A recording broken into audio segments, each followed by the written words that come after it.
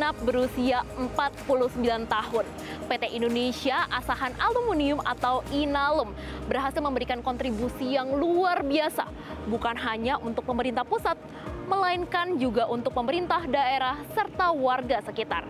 Lantas, apalagi sumbangsih Inalum bagi negeri ini?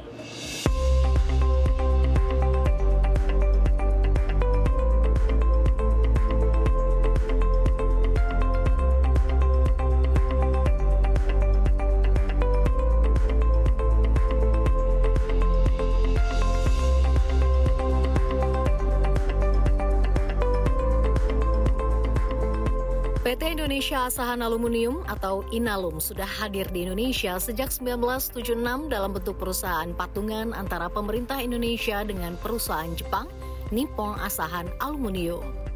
Sejak awal berdirinya, Inalum pun sudah memiliki visi besar untuk menjadi big player dalam pengolahan aluminium di Indonesia dan Asia Tenggara. Proyek konstruksi Inalum pun dimulai pada 1976 dan mulai beroperasi pada 1983. Dan sesuai perjanjian, setelah 30 tahun beroperasi, maka pada 2013 diserah terimakan Inalum kepada pemerintah Indonesia sesuai harga yang telah disepakati dengan Jepang dan berada di bawah holding pertambangan PT Mining Industry Indonesia atau MIND. Sejak itulah Inalum makin luas berekspansi dan bertransformasi menjadi produsen aluminium terbesar di Indonesia. Selama 49 tahun berdiri, Inalum telah berkontribusi untuk pemenuhan kebutuhan aluminium dalam negeri. Kontribusi yang besar untuk mendukung sektor konstruksi, otomotif, dan energi yang memang menjadi pasar utama komoditas tersebut. Selaras dengan nasta-cita Presiden Prabowo, perusahaan asal Sumatera ini juga mendukung program hilirisasi di Indonesia dengan memiliki smelter grade alumina refinery, smelter pengolahan bauksit menjadi alumina, penyambung rantai pasok aluminium dari hulu ke hilir di dalam negeri. Rapor positif Inalum pun tidak berhenti di sana. Selama beberapa tahun terakhir, angka produksi penjualan Inalum pun terus meningkat seiring dengan perusahaan yang terus melakukan efisiensi, inovasi, dan ekspansi. Direktur Utama Inalum Ilham Syah Mahendra menyebut dalam 2 hingga 3 tahun terakhir, catatan keuangan perusahaan terus menghijau dan terutama pada 2024, di mana Inalum berhasil mencatatkan rekor produksi dan penjualan tertingginya sepanjang sejarah. Alhamdulillah mungkin saya tarik 2-3 tahun ke belakang ya untuk produksi dan juga penjualan, termasuk laporan keuangan listrik kita tumbuh. Ya, khususnya di 2024 tahun yang cukup spektakuler untuk Inalum karena kita berhasil mencatatkan produksi tertinggi sepanjang sejarah Inalum yaitu 274.000 ton dan juga penjualannya. Jadi nggak hanya memproduksi, kita mampu menjual dan kita juga mencatatkan penjualan tertinggi sepanjang sejarah Inalum sebesar 275.000 ton. Nah harapannya ini ritme ini, tren positif ini terus berkelanjutan. Karena memang mandat dari pemerintah bagaimana memenuhi aluminium di Indonesia dengan aluminium dalam negeri.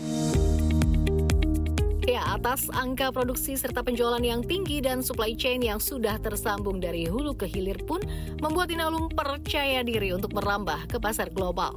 Di mana menurut Ilham Syah, aluminium dari Inalum sudah sampai ke tanah Amerika, Eropa, bahkan Afrika. Hal ini tidak terlepas dari smelter aluminium di Sumatera Utara yang juga terkenal ramah lingkungan atau green aluminium.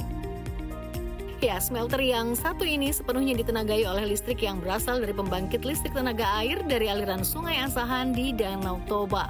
Perlu diakui, hal ini pun menunjukkan komitmen Inalum juga untuk menerapkan tata kelola yang baik atau ESG.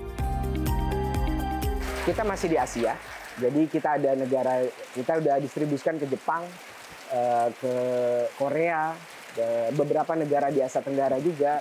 Tentu kita juga sudah masuk ke pasar Eropa seperti Belanda, Italia, kemudian di US, Meksiko, kita juga sudah distribusikan barang-barang kita. Jadi hampir semua region di seluruh dunia, insya Allah nanti dengan proyek ekspansi kita bisa tambah lagi penetrasi ekspor kita ke negara-negara tersebut. Tentu dengan masifnya ekspansi, meningkatnya angka produksi serta penjualan, hal ini juga berdampak positif banyak hal lainnya. Mulai dari kontribusi ke pendapatan negara bukan pajak atau PNBP ke pemerintah sendiri karena merupakan BUMN, serta pemerintah daerah dengan pajak air permukaan dan pajak penerangan.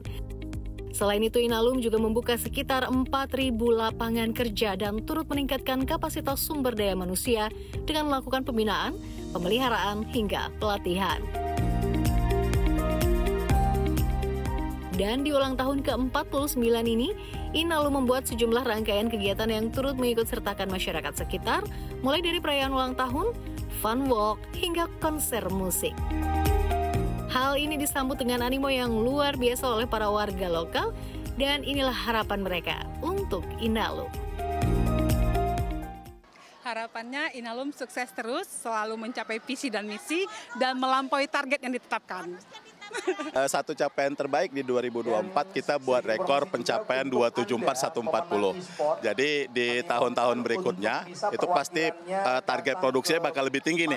Ya kita berharap sesuai dengan harapan pemerintah bahwa Inalum itu bisa mewujudkan swasembada aluminium.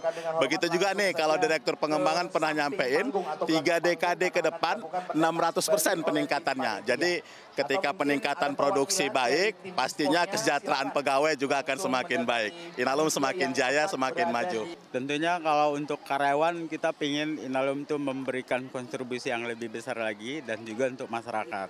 Karena tahun 2024 ini kita banyaklah prestasi yang sudah dilahirkan dari Inalum. Nah, tentunya kita berharap ke depannya Inalum akan semakin lebih banyak bermanfaat bagi karyawan untuk peningkatan kesejahteraan dan juga untuk masyarakat sekitar.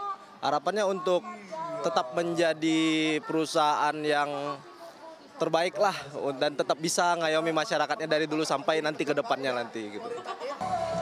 Semoga Inalum lebih sukses jadi bisa lebih memperbanyak event-event kayak gini, Kak.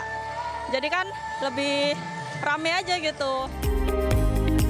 Seiring dengan rapor yang makin positif dan cita-cita besar Indonesia swasembada aluminium, Inalum akan melakukan ekspansi yang cukup masif dalam beberapa tahun ke depan. Salah satunya adalah pembangunan 2 smelter baru, smelter pengolahan bauksit ke alumina atau bahan dasar aluminium baru, serta smelter pengolahan alumina menjadi aluminium. Dengan adanya ekspansi ini, Ilhamsyah pun mengklaim dapat menyerap sekitar 20.000 tenaga kerja baru. Jadi kita rencana akan ada smelter kedua dengan kapasitas 600 sampai 700 ribu ton yang rencana tahap inisiasinya akan berjalan tahun ini. Minta doanya juga target 2028 sudah beroperasi. Karena memang pembangunan butuh sekitar 2 sampai 2,5 tahun. Itu juga paralel pengembangan di komoditas alumina. Jadi harapannya akan ada smelter baru alumina dan juga smelter baru aluminium bersamaan di 2028 dengan kapasitas aluminium 700 ribu. Dan kemudian di alumina kita ada tambahan lagi 1 juta ton. Lokasi kita sedang finalisasi, tapi potensial rencana ada di Kalimantan Barat, Mempawah. Tentunya ekspansi membutuhkan kocek yang tak sedikit. Ilhamsyah menyebut perusahaannya butuh dana setidaknya 50 triliun rupiah untuk mewujudkan rencana besar ini. Oleh karena itu, di usia ke-49 tahun ini, Inalum juga telah masuk ke dalam proses pra-IPO. Ilhamsyah menyebut dirinya masih dalam proses diskusi dengan para pemegang saham terkait proses finalisasi. Saat ini kita tetap harus matangkan dulu proyek strategis, karena itu akan jadi pilar untuk kita melakukan IPO. Jadi di tahun ini kita coba matangkan dulu program-program dan proses pra-IPO-nya. Jadi minta doanya, yaitu IPO juga masih diskusi dengan para pemegang saham, bagaimana finalisasi ini. Tapi IPO tetap di dalam radar kita. Jadi fokusnya tahun ini di pra-IPO dulu.